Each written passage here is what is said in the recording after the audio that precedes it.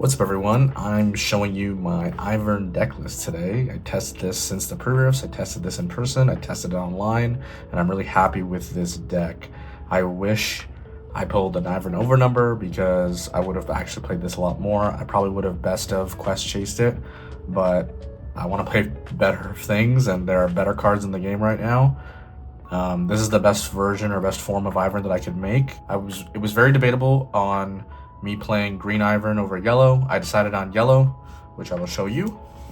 I decided on yellow. Ivern, friend to all. As you play me, choose bird, cat, dog, or Poro. I gain that tag, so he can become any of them. When a conquer or hold, score 1 point if your units have all the following tags among them: bird, cat, dog, and Poro. So it accelerates the game state. Even though you're playing longer trapper battlefields, this will speed up the game when you meet the conditions, and I just like the astronaut alternate art a lot better. If you don't already know, Ivern the Green Father is when you conquer or hold, you may tap him or exhaust him to replace that battlefield with a brush token. Bird, cat, dog, Poros, and Ivern units all have +1 in a brush. And it can be swapped back when scored. So the opponent or the other person has the option when they conquer it, if they conquer it back, to swap it from a brush back to their own battlefield or one of the 3 trap battlefields that I definitely play instead of regular battlefields. Speaking of the trap battlefields, let's hop into it. The first one is Rockfall Path. Units can't be played here. I love playing this because even if they conquer that, it prevents them from playing ambush cards. It prevents them from building up this battlefield and sustaining it. And it's really annoying, and they don't want to keep it. So that's one of the bad ones. The second one, of course, is Valmaz's Lair. Units can't move from here to base. Notice the word can't is very inclusive in this particular setup. Valmaz is great for movement decks, purple decks, and sometimes you can actually use these battlefields to your advantage and not make them brushes if you want to leave your battlefield open and the other battlefield, their battlefield, you turn into a brush, which is kind of fun. And last but not least, Forbidding Waste. While a unit here is defending alone, it has -2. So this helps for the first conquer because they'll get the point, but it'll be easier to reconquer it for yourself because they have -2 if they're alone. It's 9 times out of 10 they're not stacking units on this battlefield, but they want to if they want to keep it. And like I said, it's a trap battlefield. You're not meant to keep this as a battlefield, but you can. My going first battlefield is always Rockfall Path or Valmaz. Valmaz, going first, going blind. Purple decks are good. Purple decks are nuts. You want to play this into them. If I haven't showed them off already, I keep a good stack of brush battlefields and tokens and bird tokens, and because we play another card that gives us buffs, the bird tokens are in a clear sleeve, so you can flip them over and use the buff. Okay, we play a setup of 5 yellow and 7 green. I was originally at 6/6, but based on the cards that you see in this list, which by the way is in the description, and I will show the full list on picture at the end of the video, you can definitely play 6/6 still, but there was definitely more value in green when it comes to Valma, when it comes to some of the counter spells, when it comes to some of the useful things. Yellow was really only in here for the combat tricks and the spells that require it. Otherwise, I almost played all green. Still considering it for sure, but I think the yellow spells are necessary. That little bit of yellow is definitely necessary. Okay, let's get into the units. Starting off with 3 Trusty Ramhound. Ramhound is a great card. While you have another unit here, he has +1. So it's great. It's a great 2-drop. We play a lot of 2-drops because it's also a dog. It's from set 2, not set 3, so I had to go digging for this card. But it's a great card. It's great in 4-player. It's great in 1v1s. It's great for a big hold. He'll always have another unit there, whether it's a bird, whether it's a cat, whether it's a Poro. It's a 2 for 3 essentially, and he's a great conqueror. Another card that is unique and different to set 3, Mutated Mauser. Mauser is a 2/1, so it's a 2-drop, but it has shield 2. So when it's defending, it gets +2, making it a 3, similar to the dog. It has tank though, so it will eat a lot of the damage first. If you had to play it into faster decks, they're going to swing into you like Lucian or Kaisa. It's a cat. It fulfills the need. It's the only cat. I really wanted to play the other cat with the claw, but I couldn't fit it. It didn't have as much use as Mutated Mauser did, so Mauser stays. For the Poro of the deck, Stalwart Poro. He's a strong boy. He's got a helmet. Like, what more could you ask for? He has shield 1. He's a 2/2, so he goes to 3. Another one of the 2-drops that goes to 3. Are you understanding and seeing the parallels now? Nami, often considered an MVP of this deck. Nami is a great new card. You may pay a green power as an additional cost to play her. When you play her, if you pay the additional cost, you can stun an enemy unit. This card is good because when you hold, the next time you play a unit this turn, ready it and buff it.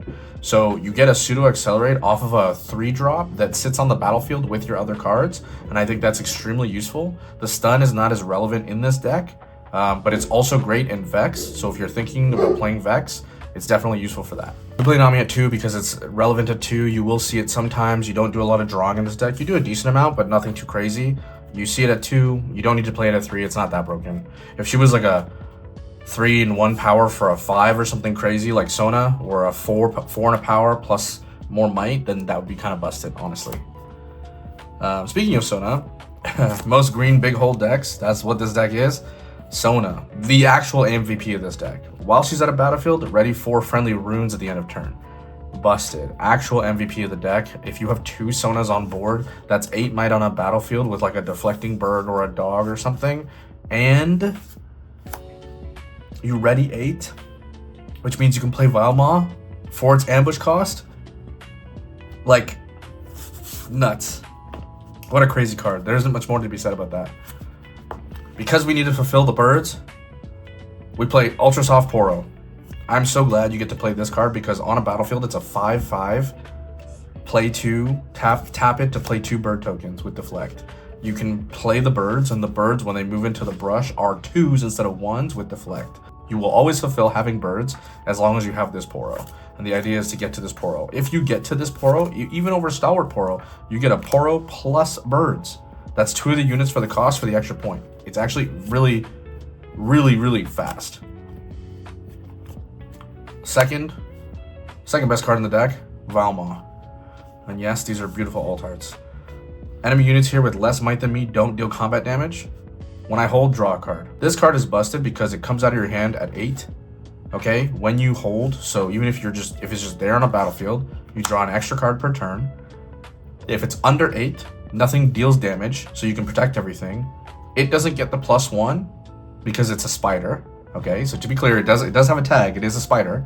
It doesn't get a +1, but you can use your combat tricks to make this card bigger if you need to.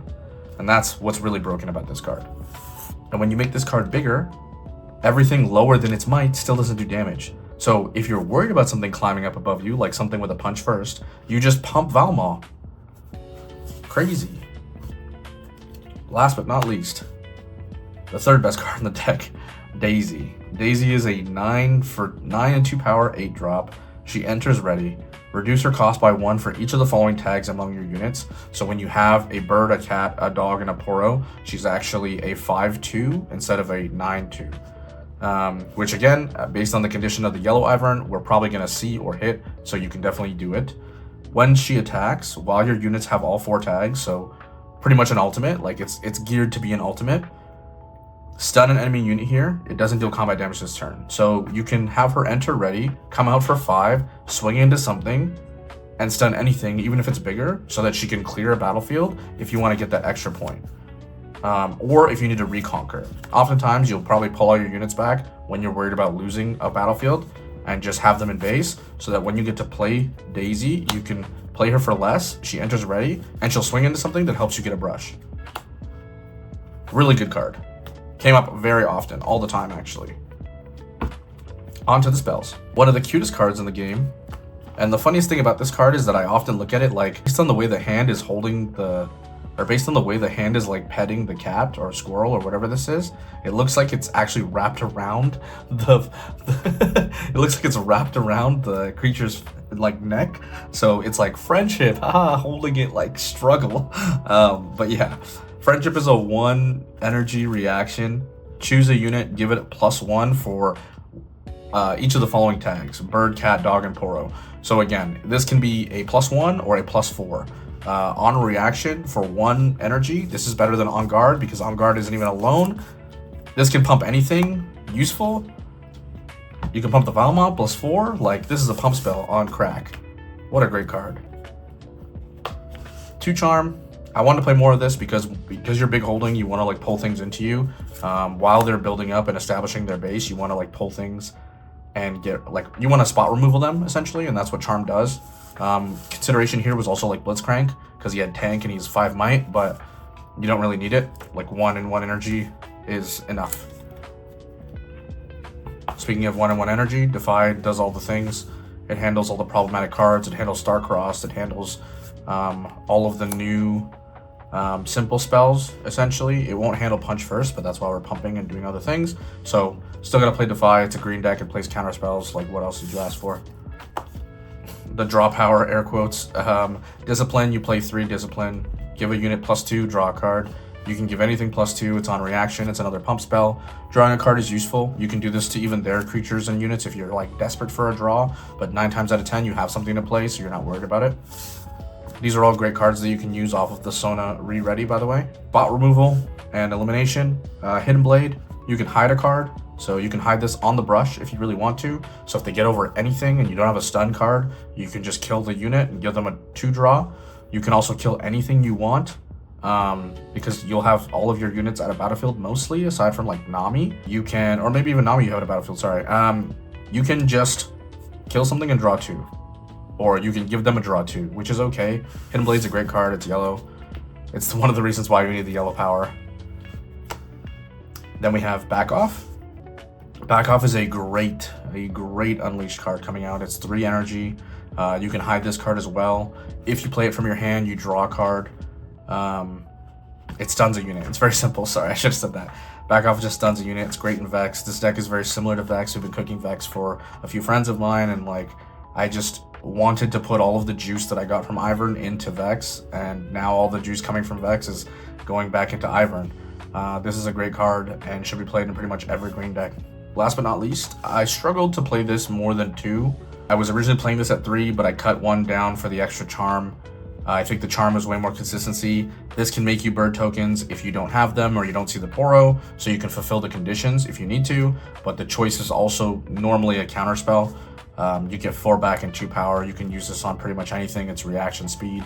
It can't be countered unless it's hard bargain. 9 times out of 10 you're playing this on something that's like really broken. It counters a spell, so Time Warp or something like that. You can worry about that instead of Defy, because Defy will only limit you to the smaller spells. That's it for the main deck. I did have a side. I don't know where I put it. Side deck's relatively simple. It is a 2 card. You just take out 2 cards that you need to, depending on the matchup. Alpha Wildclaw. Alpha Wildclaw is also a new great card. It has tank. It's a 6/2 power 7 might card. Your units here with less might than me can't be chosen by enemy spells and abilities. This is great for the Spellslinger decks. It's great into Ezreal or Kai'Sa or some of the decks that like really get you off the battlefield by just like throwing spells at you. This is a great card for that. It gives everything hexproof, which is what we call it. It's like the camel. Basically means it can't be targeted or chosen, right?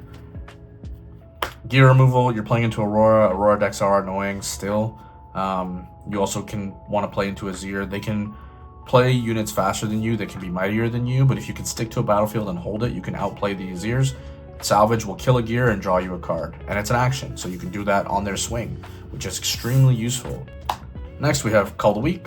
Call the Week I wanted to put in main. I originally had it in main in testing, but I moved it to the side because the format isn't that specific. Same thing if you're in Aurora or you're into decks that play very low unit counts and do a lot of manipulation, or if you're playing against Aurelia or things that manage only 1 unit, like Protect the Queen comps, Protect the King comps, you can sack anything. You can get rid of a bird, you can get rid of a Poro, you can get rid of a cat, you can get rid of a dog, because you'll always see multiple of them. So you getting rid of something versus them getting rid of something is probably more problematic. You can swap these for other counter spells, or you can swap these for the charms if you don't want to like pull an Aurelia into you and you just want to have them choose to sack it. You don't pay deflect for this. If that's not clear, you guys should know that by now. Last but not least, Not So Fast. Not So Fast is great because it counters the trigger. It counters an enemy spell or ability that chooses friendly units or gear, which includes the Elder Dragon trigger. This is useful because you might get board wiped on an Elder Dragon if they, curve correctly in Aurora. Elder can be more problematic, but if you load up the battlefield, it should be okay. You can get above 11 might fairly easily, and you want to drop a Valma on an Elder, but if you can't get there fast enough, not so fast says slow down. And yeah, that's pretty much the deck. I will put the rest of the deck on screen right now. I will talk about it in the comments if you guys have questions, comments, concerns. The link is also in the description. Shouts out to everyone that helped me test. Shouts out to everyone that watches these profiles. If you guys want to see more of these, I'm testing all kinds of different decks, including LeBlanc, Diana. The Aurora deck seems relatively simple, but there's a lot of theory that goes into it. I know it sounds ironic to say something like that. If you want to see us kind of continue to push the narrative or to push the support of older decks that are, you know, cycling out, we're thinking about maybe updating the Yasuo deck profile or making a Pike deck profile or something that's more akin to people who are playing budget or fun, different, and unique decks. So let me know what you guys want in the comments below. Shouts out to everyone. Subscribe if you want more quality content like this. Thank you for watching this video. If you like this video, go watch my other videos, and I'll see you guys in the next one. Peace.